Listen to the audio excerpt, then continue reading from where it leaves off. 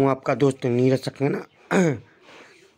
आज मैं आपको आचार्य पंडित के बारे में कुछ रहस्यमयी तथ्य बताने जा रहा हूँ। आचार्य एक आचार्य ने बालक की छिपी संभावनाओं को पहचान लिया था। ऐसा आत्मविश्वास और प्रबल शक्ति ही व्यक्तित्व की ऊंचाइयों पर पहुंचाती है। ऐसे में यदि चंद संवेदना का पुट मिल जाए तो व्यक्ति इतिहास पुरुष ही बनता है।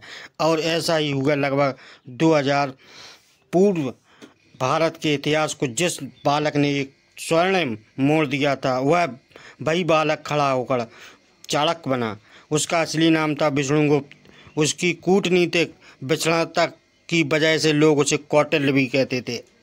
यह घटना तब की है जब विश्व के मानचित्र पर कुछ देशों को नहीं पता था, लेकिन भारत की सभ्यता और संस्कृति पूर्ण यौवन पर थी। धर्म, दर्शन और अध्यात्म ही नहीं, राजनीति तथा अर्थशास्त्र जैसे विषयों पर शिक्षा लेने के लिए भी विदेशों से विद्यार्थी भारत की भूमि पर आया करते थे। यहाँ तक्षशिला और नालंदा जैसे विश्वविद्यालय थे।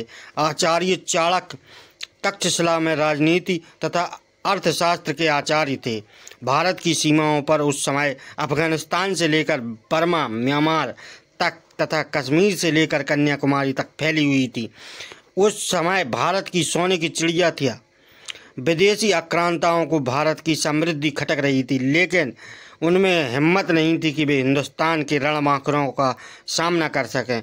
अंततः उन्होंने दान और भेद की नीति का सहारा लेकर मगध के शासक धननंद पर की कमियों को पहचान लिया और उसके पास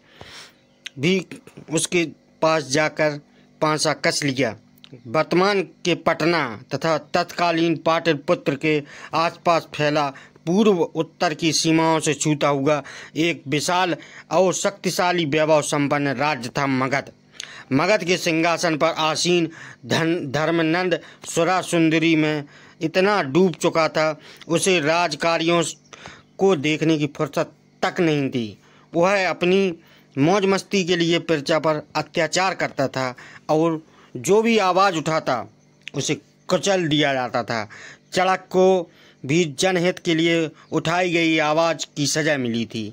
उस महान आचार्य को मौत के घाट उतार दिया गया था। एक एक करके हुई हृदय विदारक घटनाओं पुत्र चाणक्य के हृदय में फांस की तरह धसी हुई थी। एक दिन जब राजसभा में समूचे आर्यवर्त की स्थिति का विवेचन करते हुए चाणक्य ने मगध राज